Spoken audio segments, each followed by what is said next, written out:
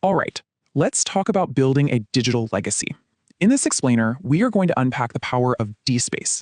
It's this incredible open source software that institutions all over the world are using to build and protect their digital history. So let's jump right in. So just think about it for a second. Your university, your research center, your company, every single day it's creating this massive amount of digital stuff. We're talking articles, data sets, videos, you name it. It's like a fire hose of information. But where does it all go? Seriously, if you don't have a solid plan, all that precious knowledge, it can just get lost, buried in some forgotten server, or worse, just vanish completely. So the real question is, how do you get control of this digital flood? And that right there, that's the big challenge, right? It's the exact problem DSpace was created to solve. It really all boils down to one simple idea. You need a central, secure home for all this digital output. So what is a digital repository anyway? Well, the easiest way to think about it is like a library, but for the digital age. And I don't just mean it's some folder on a server where you dump files. No, it's a living, breathing system. It's actively grabbing content, storing it safely, organizing everything with really detailed descriptions, and making sure it sticks around for the long haul. And maybe most importantly, it makes all that knowledge available to anyone, anywhere. Okay, so why does this matter so much for your institution? Well, for starters, it means that research someone did, say, 20 years ago doesn't just disappear. It's still there, easy to find, and easy to use. It also massively boosts your institution's visibility and reputation because you're showing off all your amazing scholarship to the entire world. It basically becomes the official, trusted archive for everything you produce.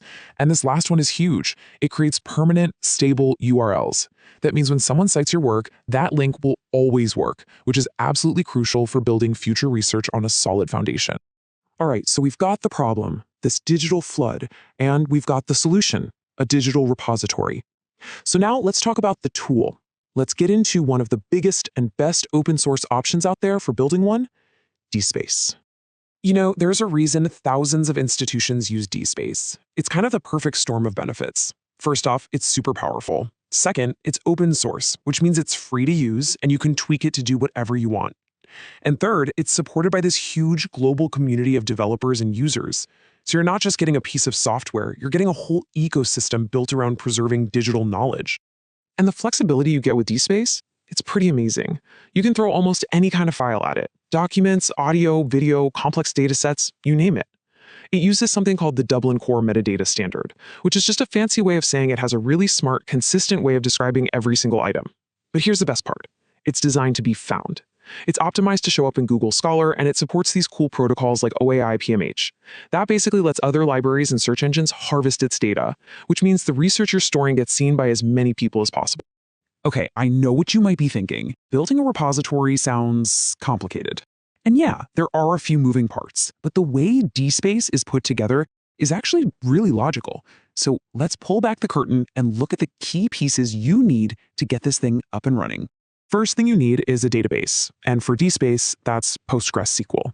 The best way to picture this is as the brain, or maybe the central filing cabinet of your entire repository. It's a super reliable open source database, and its job is to keep track of all the descriptive info, the titles, authors, keywords, and how all your files relate to each other. Okay, so you've got everything stored. Now how do people find it? That's where Apache Solr comes in. This thing is your powerhouse search engine. It reads and indexes every single word in your repository, making search incredibly fast. It allows for what we call faceted search. When you're shopping online and you can filter by price or brand, it's like that, but for research. Users can filter by author, date, or subject to find exactly what they're looking for, like instantly. And the last piece of the puzzle is Apache Tomcat. So how do your users actually see and interact with all this stuff? Well, that's Tomcat's job. It's a lightweight web server that runs the DSpace application itself and delivers the website to your users' browsers. You can think of it as the friendly front door to your entire digital archive. So putting it all together follows a pretty clear path. Step 1, you get your server ready. That just means installing a few tools like Java, Maven, and Ant that help build the software. Step 2, you install and set up those 3 key pieces we just talked about, Postgres, Solr, and Tomcat. Step 3, you actually compile and deploy the DSpace application. And for the final step, you create your first admin account. And just like that, you've got the keys to your brand new digital kingdom. Now, here's one of my favorite things about DSpace.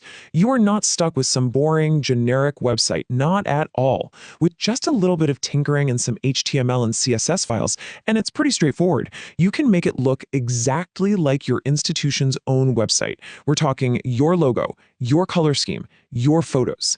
It makes the repository feel like it's truly a part of your organization, not just some third-party tool.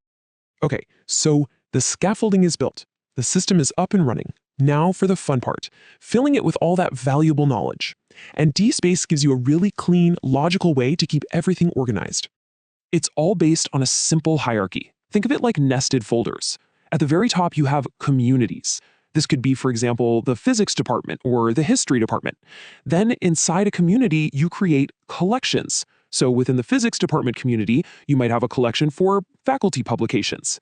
And finally, inside that collection, you have the individual items, the actual research paper, the dataset, the image. It's a super simple structure that makes it incredibly easy to navigate and keeps everything neat and tidy. And getting new stuff into the repository? They made it dead simple. It's just a quick step-by-step process. You pick your collection, you fill in a few details about the item like the title and author, you upload the file, you click I agree on the license, and that's it. You're done. And that simplicity is so important because it makes it easy for busy professors and researchers to actually contribute their work, which is how the repository really grows and becomes valuable. All right, so your repository is built, people are adding content, things are looking great, but hold on. The job isn't done yet. In fact, we're at what is arguably the most critical part of the whole process, making sure this digital legacy you're building is actually protected for the future. When you're running a live production repository, you have to think like you're defending a fortress. You need multiple layers of defense. You've got to secure all the traffic coming in and out with HTTPS. You need a strong firewall to block unwanted access. You absolutely, positively must have a rock-solid backup plan. And on top of that, you need to be monitoring the system's health all the time and setting up automated tasks to handle routine maintenance. It's all about being proactive. But even when you do everything right, disaster can still strike. Because let's be honest, no matter how perfectly you plan, sometimes things just go wrong. And this right here, this is a quote from a real system admin who went through every repository manager's worst nightmare. Their server crashed, and when they went to restore from their main backup, they discovered it had failed. It was gone. The only thing that saved years and years of priceless research was a random secondary backup file they happened to have. This story is terrifying, but it hammers home one single crucial point. And that point is this. Backups are not a nice to have. They are non-negotiable. They are everything. The only way, and I mean the only way, to truly protect your institution's legacy is to have multiple, regularly tested backups stored in different places. Period. And that really brings us full circle, back to the big question.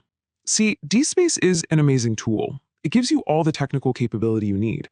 But this mission is about so much more than just technology. It's about making a conscious choice. A choice to capture, to share, and to preserve knowledge so that it can be a legacy for generations to come. So the final question isn't about software, it's about you. What knowledge will your institution choose to preserve for the future?